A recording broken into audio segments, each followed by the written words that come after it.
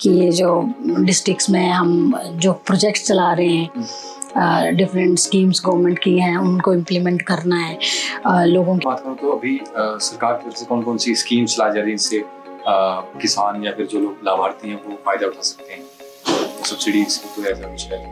Subsidies जानवर किसी ने खरीदना हो सब्सिडी वगैरह भी है किसी? देखिए जो है वो APL सरकार दे रही है। 40% शेयर जो फार्मर दे रहा है और उसमें 20% शेयर दे रहा है, तो बहुत कम नॉमिनल से रेट्स की जज करना। दूसरा जो ऑनर हिस्ट्री देता है, अच्छा, उसकी हिस्ट्री पे, तो दोनों चीज़ें फिर को रिलेट करके फिर हमें डायग्नोसिस पे आना पड़ता है कि हो क्या सकता है।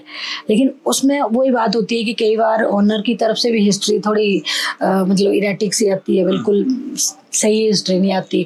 पर चैलेंजेस होते हैं 1-2 दिन जब हम स्टार्ट करते हैं। हाँ जी, खाना नहीं खाते या बोलते नहीं बात में, मतलब कई बार होता है ना कि जानवर खाना नहीं खाता है ना, ऐसे इंडिकेटर होते हैं कुछ ऐसे? नहीं, खाना नहीं खाने के तो बहुत ये तो एक सिम्टम है ना। बहुत सारी बीमारियों में पशु खाना छोड़ देता है। अब वो देखना पड़ता है कि प्राइमरीली वो मतलब शुरू में तो हमने देख लिया कि खाना छोड़ दिया, लेकिन खाना किस वजह से छोड़ा, हमें तो उस रूट कॉज में जाना पड़ता है कि छोड़ा किस वजह से। क्योंकि खाना नहीं छोड़ा तब तो ठीक है, कुछ भी भूख लगने वाली दवाई दे के हो गया, लेकिन जब तक उसका रूट कॉज खत्म नहीं हुआ, अंदर तक बीमारी की जड़ खत्म नहीं हुई कि बीमारी का वजह क्या है। तो देखो, खाना ऐसा होता है कि खाना तो अगर पशु के पेट में तकलीफ है तब भी छोड़ देगा, पशु को कहीं मतलब उसकी इंजरी हुई है तब भी पशु बहुत ज़्यादा दर्द में भी खाना नहीं खा पाता है।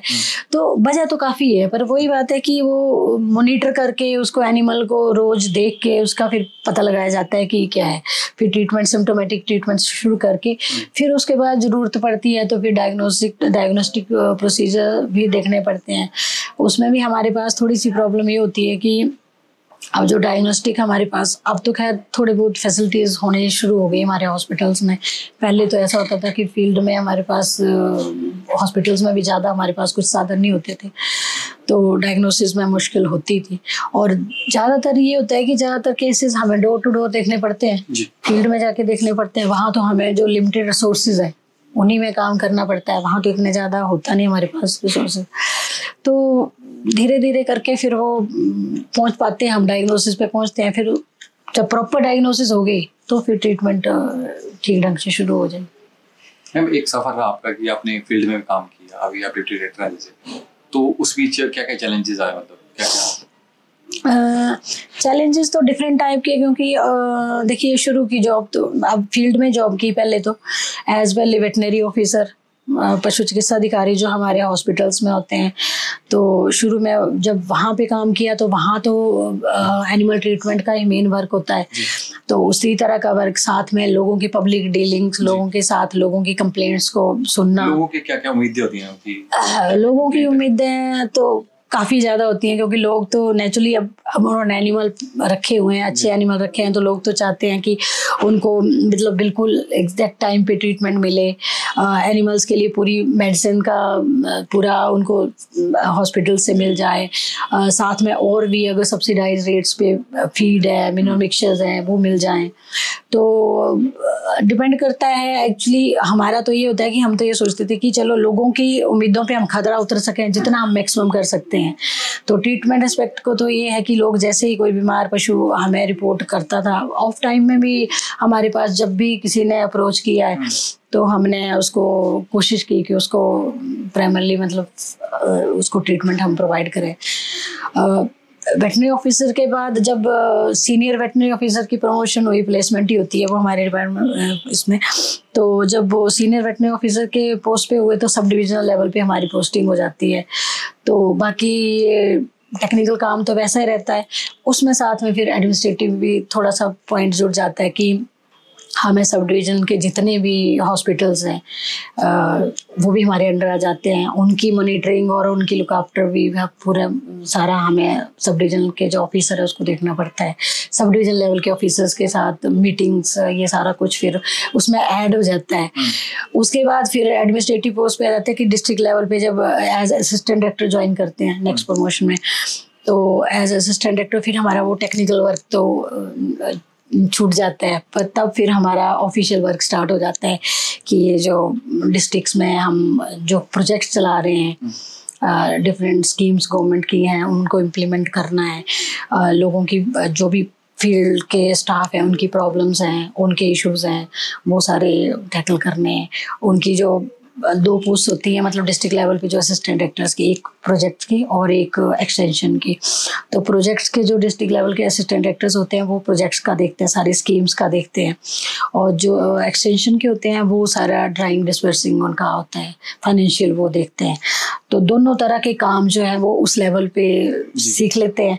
फिर उसके बाद ये डिप्टी डायरेक्टर वाली पोस्ट आती है डिस्ट्रिक्ट हेड की, जिसमें फिर ओवरऑल डिस्ट्रिक्ट की जो सारी मॉनिटरिंग है, सारी एक्टिविटीज़ जो आपने देखनी है। मैम एक और बात करूँ तो अभी सरकार की तरफ से कौन कौन सी स्कीम चलाई जा रही है, इनसे किसान या फिर जो लोग लाभार्थी हैं वो फायदा उठा सकते हैं, या सब्सिडीज की कोई ऐसा कुछ है? देखिए स्कीम तो हमारे पास काफ़ी सारी हैं, जैसे कुछ सेंट्रल स्पॉन्सर्ड स्कीम्स हैं और कुछ स्टेट स्पॉन्सर्ड स्कीम्स हैं। अब जैसे सेंट्रल स्पॉन्सर्ड स्कीम्स हैं उसमें मैंने ये वैक्सीनेशन प्रोग्राम्स के बारे में बताया। अब ये national animal disease control programme था, अब इसका नाम livestock health and disease control कर दिया है। अब इसमें ये हमारी एक तो ये मुंह खुर रोग की वैक्सीनेशन का रही है। इसी तरह भेड़ बकरियों में एक बीमारी होती थी PPR रोग, तो उसमें जो भेड़ बकरियाँ होती थी इनकी बहुत ज़्यादा मृत्यु हो जाती थी। जब ये शेफर्ड्स खासकर ये माइग्रेटरी हमारे फ्लॉक हैं, इनमें बहुत ज़्यादा नुकसान होता था, पूरे का पूरा फ्लॉक ख़त्म हो जाता था। तो ये भी कंट्रोल प्रोग्राम में आ गए अभी नेशनल लेवल प्रोग्राम में। तो इसमें भी रेगुलर साल की वैक्सीनेशन हो रही है। 100% शीप गोट जो है उनको वैक्सीनेशन हो रही है साल में एक बार, फ्री ऑफ कॉस्ट। वैक्सीनेशन सारी फ्री ऑफ कॉस्ट है।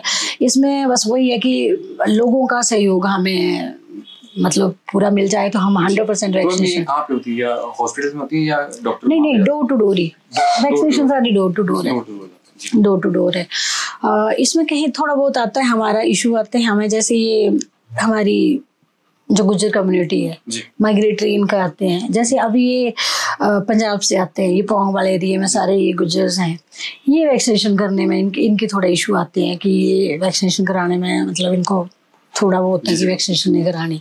इनको मोटिवेट करके फिर थोड़ा बहुत इनका वो करते हैं कि करवाओ, क्योंकि बाकी सारे एनिमल्स को हो गई है। बात वही होती है वैक्सीनेशन की कि सुरक्षा चक्कर छूट गया तो फिर है ना, एक भी एनिमल छूट गया तो सुरक्षा चक्कर टूट गया। तो उसी तरह से वैक्सीनेशन प्रोग्राम का फायदा तभी होता है जब 100% वैक्सीनेशन हो। तो अभी ये जो प्रोग्राम हमारे चले हैं उसमें इतना तो हमें मतलब 2-3 सालों से हमें काफ़ी फ़ायदा हो गया कि अब लोगों की अवेयरनेस काफ़ी बढ़ गई है। भेड़ बकरियों के केस में भी शुरू में हमें वैक्सीनेशन करवाने में बड़ी मुश्किल आती थी, लेकिन अब हमारे शेफर्ड्स भी काफ़ी मतलब अवेयर हो चुके हैं। अब वो खुद आके भी, अब तो हमने रिस्पॉन्स देखा कि लोगों ने खुद आके किया कि हमारा छूट गया, हमारे फ्लॉक को नहीं हुई है वैक्सीनेशन। तो काफ़ी इंटरेस्ट ले रहे हैं अब, क्योंकि इनको भी अब ये हुआ कि जैसे 2 सालों से कंटिन्यूस वैक्सीनेशन जैसे PPR रोग की हो रही है, तो इनके फ्लॉक्स में ये आउटब्रेक्स नहीं हुई, तो इनको भी लग रहा है कि वैक्सीनेशन अब करवानी चाहिए, तो इंटरेस्ट ले रहे हैं ये। और सब्सिडीज जैसे जानवर किसी ने खरीदना हो, सब्सिडी वगैरह भी है किसी? देखिए सब्सिडी की स्कीमें वैसे अलग अलग स्कीमें आती हैं टाइम टू टाइम, पर इसमें तो विभाग के पास ऐसी सब्सिडाइज रेट में देने वाली ऐसी कोई स्कीम नहीं है कि जिसमें पशु सब्सिडाइज हो गया है। लेकिन प्रेगनेंसी राशन जो गाभिन पशु होता है ना, उसको प्रेगनेंसी राशन वो सब्सिडाइज रेट पे मिलता है 50% सब्सिडी पे। तो उसमें जनरल BPL और SC BPL कैटेगरी के जो पशु हैं ना, उनको जो उनके एनिमल की प्रेगनेंसी का लास्ट के अंतिम 3 महीने होते हैं उसके लिए फीड दी जाती है। 3 किलो फीड रोज की पर डे के हिसाब से उनको एक जो बेनिफिशियरी है उसको 6 बैग दिए जाते हैं सब्सिडाइज रेट पे। तो वो स्कीम हमारे पास आती है और उसमें हर साल जितना भी हमारा टारगेट होता है उसमें लोगों को हम इन्वॉल्व करते हैं, और तो काफ़ी अच्छा उसमें। भेड़ बकरियों की तो अभी हमारे पास सब्सिडाइज फीड का ऐसा कुछ नहीं है, लेकिन अभी हमारे पास इंश्योरेंस का है, इंश्योरेंस हो रही है भेड़ बकरियों की। उसमें इंश्योरेंस तो बहुत कम रेट पे हो रही है। जैसे हमारी ये जो APL कैटेगरीज है उनमें तो 60% सब्सिडी पे, और जो BPL है उनमें 80% सब्सिडी पे। तो जितना मतलब 1 साल की या 5 साल की इंश्योरेंस हो रही है, तो जैसे भेड़ या बकरी की कीमत मैक्सिमम 8,000 डालते हैं, तो उसका जो प्रीमियम बन रहा है, प्रीमियम रेट है, जैसे 1 साल का प्रीमियम अलग है, 3 साल का प्रीमियम रेट का अलग है। मतलब कंपनीज के साथ MOU हुआ है इंश्योरेंस कंपनी के साथ, और फिर वो जो प्रीमियम बनता है उसकी 60% सब्सिडी जो है वो APL और 80% सरकार दे रही है, 40% शेयर जो फार्मर दे रहा है और उसमें 20% शेयर दे रहा है। तो बहुत कम नॉमिनल से रेट्स हैं। नुकसान होता था। हाँ, तो मतलब उसमें ये होता है कि जैसे जब कोई ऐसी पशु की डेथ हो जाती है तो उनको फिर वो जो उनकी फुल कॉस्ट डाली हुई है इंश्योरेंस के टाइम, वो उनको कंपनी देती है। ये जो बड़े पशु हैं हमारे गाय भैंस, उनमें भी इंश्योरेंस की स्कीम चली हुई है, वो भी चली हुई है अभी।